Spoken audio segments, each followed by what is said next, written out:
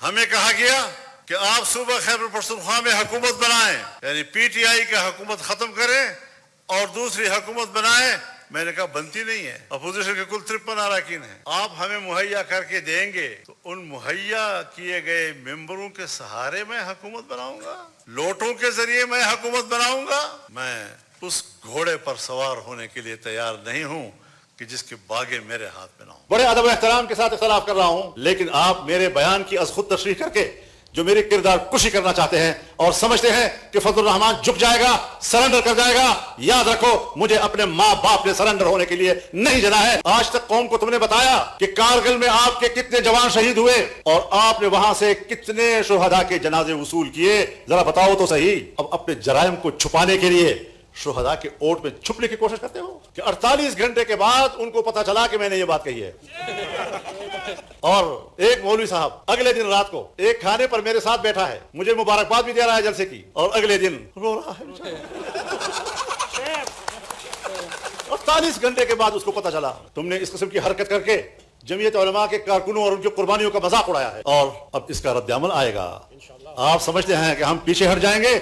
हमने तरतीब बना ली है, मैं चारों सूबों में जाऊंगा, चारों सूबों में वहां के अवाम और कारकुनों से खिताब करूंगा, बड़े जलसों से भी और कन्वेंशनों से भी खिताब करूंगा, और मैं अपना मौक़िफ़ लेकर आगे जाऊंगा। डीजल परमिट अगर मैंने लिया है तो दस्तावेज होगा ना, परमिट के मानी दस्तावेज। 2003-4 में आपने मेरे खिलाफ ये प्रोपेगेंडा किया, आज 2026 है, कहीं कोई उसका रिकॉर्ड का कोई पुर्जा तुम्हें आज तक मिल रहा है? प्लाजे ले लिए, फैक्ट्रियां बना ली हैं, दुबई में होटल बना लिए हैं, 80,000 की लस्सी पी लिया है, 2 दिन में होटल में ठहरा हूं, 80,000 की लस्सी पी। शर्म भी नहीं आती इस किस्म की गुफ्तगू कर। जो शहीद अपने वतन के लिए कुर्बानी देता है उसकी कदर मंजिलत को मैं जानता हूं, आप मुझे उसकी कदर मंजिलत न समझाएं। मैं तुम्हें जानता हूं कि तुम्हारे नजर में अपने शहीद की क्या कदर कीमत है, क्या बता सकते हो? आज तक कौम को तुमने बताया कि कारगिल में आपके कितने जवान शहीद हुए और आपने वहां से कितने शुहदा के जनाजे वसूल किए, जरा बताओ तो सही। तुमने अपने शुहदाओं को हिंदुओं के सपुर्द किया और वहां से एक बयान आया कि हमने इस्लामी तरीके से उनको दफन कर दिया। उनकी तादाद मुख्तलिफ बताई जा रही है, लेकिन है सैकड़ों में। तुम अपने शुहदा के जनाजे वसूल करने के लिए तैयार नहीं हो। तुमने अपने जनाजे हिंदुओं के हवाले किए। कर्नल शेर खान अगर हमें मिला, हिंदुस्तान के इसरार के बाद हमने उनका जनाजा वसूल किया है। अपने शुहदा की तौहीन, उनकी तस्लील, उनकी तहकीर जो तुम लोगों ने की है, अब अपने जराइम को छुपाने के लिए शुहदा के ओट में छुपने की कोशिश करते हो। हमने कोई गलत बात नहीं कही। पाकिस्तान एक इदारा जाती मुल्क है और पूरी दुनिया है, इदारे मुतय्यन है, उनका दायरा-ए-कार मुतय्यन है, उनका दायरा-ए-इख्तियार मुतय्यन है। अगर मैंने आपको उनकी जिम्मेदारियों की तरफ मुतवज्जह किया है, अगर मैंने आपको उनके अपने दायरा-ए-कार और उस दायरा-ए-कार के अंदर उनकी सलाहियतों की तरफ आपको मुतवज्जह किया है, तो मैं अब भी कहता हूं कि पॉलिसी साहब लोगों, सिपाही ने तो आपका हुक्म मानना है, पॉलिसी साहब तो आप बड़े हैं, मैं आपकी पॉलिसियों से इख्तलाफ कर रहा हूं, बड़े अदब एहतराम के साथ इख्तलाफ कर रहा हूं, लेकिन आप मेरे बयान की अज खुद तशरीह करके जो मेरी किरदार कुशी करना चाहते हैं और समझते हैं कि फजलुर रहमान झुक जाएगा, सरेंडर कर जाएगा, याद रखो मुझे अपने माँ बाप ने सरेंडर होने के लिए नहीं जना है। मैंने आपको अपनी जिम्मेदारियों तक महदूद रहने की बात की है, और ये मैंने पहली मर्तबा नहीं की है, ये तो पार्लियामेंट में और आम जलसों में मैंने बार बार की है।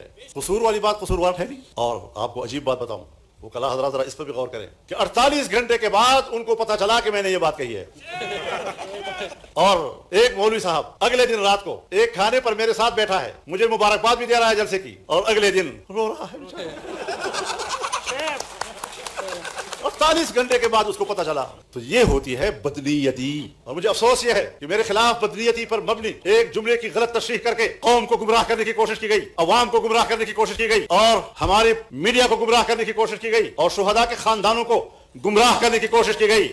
मैं उनको बताना चाहता हूं कि सिर्फ हम हैं, अल्हम्दुलिल्लाह सिर्फ हम हैं जिन्होंने एक से ज्यादा मरतबा जल्स में यह बात कही है कि अगर मेरी फौज पर खुदा सख्त वक्त न लाए, मेरे मुल्क पर खुदा बुरा वक्त न लाए, वरना जब मेरी फौज अपने मुल्क की दिफा करेगी तो इन मेरे फकीरों को अपने साथ मोर्चे में शाला मशाला देगी। आपने कभी हमारे इस जज्बे को अप्रिशिएट किया? और कुर्बानियां हैं। अगर पाकिस्तान का एक सिपाही मुल्क के लिए कुर्बानी देता है और इसीलिए वो फौज में भर्ती हुआ है, जमीयत उलमा इस्लाम तो फौज नहीं है, फिर मेरे जमीयत उलमा इस्लाम के सफ़ों के अंदर से बड़े अकाबिर से लेकर आम उलमा और तुलबा तक 200 से ज्यादा शहीद क्यों हमने दिए? किसके लिए दिए? तुमने इस किस्म की हरकत करके जमीयत उलमा के कारकुनों और उनकी कुर्बानियों का मजाक उड़ाया है, और अब इसका रद्द-ए-अमल आएगा।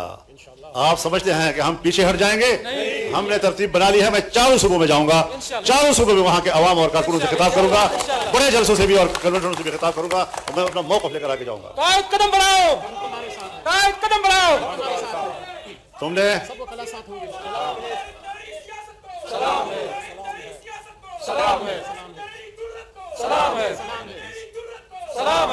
تم نے میرے علماء کو شہید کیا،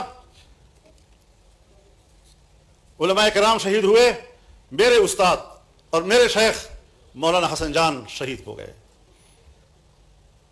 میرے والد صاحب کے شاگرد رشید وزیرستان کے استاد الاساتذہ مولانا نور محمد شہید ہو گئے، مولانا معراج الدین جو میں سمجھتا ہوں میرا دایاں بازو تھا، تم نے اس کو توڑا، اور میں نے باجوڑ میں 100 جنازے اٹھائے ہیں ایک جلسے کے۔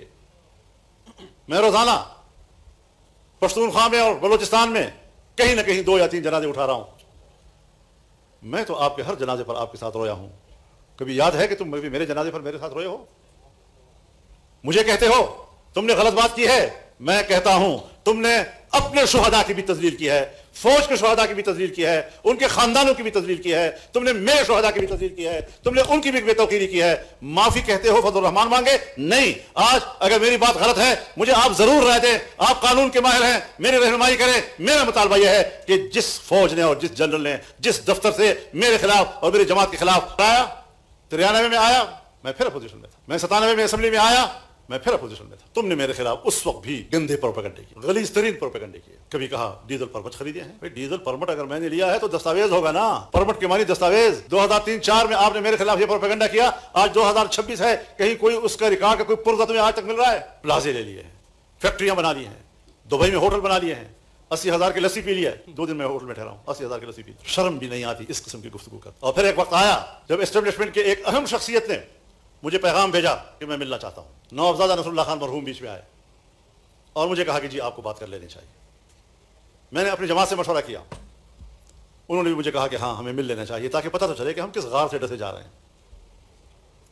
ان ملاقاتوں میں جب میں نے اپنی شکایت ان کے سامنے رکھی اور میں نے ان کو چیلنج کیا کہ اللہ تمہیں دیکھ رہا ہے، اللہ تمہیں سن رہا ہے، میں بھی بیٹھا ہوں، تم بھی بیٹھے ہو، اگر میرے ہاتھ کے یا میرے ماحول کے اندر کوئی ایسے غلط کام ہوا ہو، کوئی ایسے غلط مفادات میں نے حاصل کی ہوں، تو اللہ کے لیے کم از کم مجھے واضح طور پر بتا دو کہ فضل الرحمان آپ کے اندر یہ نقص ہے۔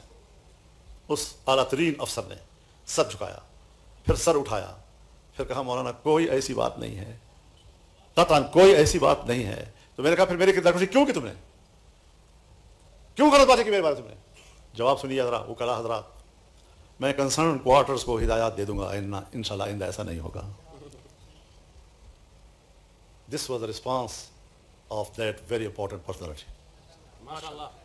میں کنسرن کوارٹرز کو ہدایات دے دوں گا، آئندہ ایسا نہیں ہوگا۔ غلط بولا اور آئندہ میں ہدایات دے دوں گا، ایسا نہیں ہوگا، لیکن میرا دعویٰ تو اپنی جگہ برقرار ہے کہ تم نے الیکشن میں دھاندلی کرائی ہے، اور حکمران جو بھی بنے گا دھاندلی سے بنے گا۔ آج میرا سوال یہ ہے کہ دھاندلی سے بنی ہوئی حکومت ہمیں قبول نہیں ہے۔ تم کس بات میں لوگوں کو الجھا رہے ہو؟ اب تک یہ مجھ سے رابطے بھی کرتے تھے، لیکن جس دن انہوں نے کہا جی کہ ہم آپ کے پاس آئے ہیں بلوچستان حکومت سے، تو کم از کم ہمارے ساتھ شراکت کر لو۔ میں نے مولانا عبدالواسع کو ساری صورتحال بتائی اور میں نے کہا اپنی جماعت سے مشورہ کر لو۔ انہوں نے جماعت سے مشورہ کیا اور جماعت نے کہا نہیں، ہم کبھی اس حکومت میں شامل نہیں ہوں گے۔ ہمیں کہا گیا کہ آپ صوبہ خیبر پختونخوا میں حکومت بنائیں، یعنی پی ٹی آئی کا حکومت ختم کریں اور دوسری حکومت بنائیں۔ میں نے کہا بنتی نہیں ہے، اپوزیشن کے کل 53 اراکین ہیں، آپ ہمیں مہیا کر کے دیں گے تو ان مہیا کیے گئے ممبروں کے سہارے میں حکومت بناؤں گا، لوٹوں کے ذریعے میں حکومت بناؤں گا۔ میں اس گھوڑے پر سوار ہونے کے لیے تیار نہیں ہوں کہ جس کے باگے میرے ہاتھ میں نہ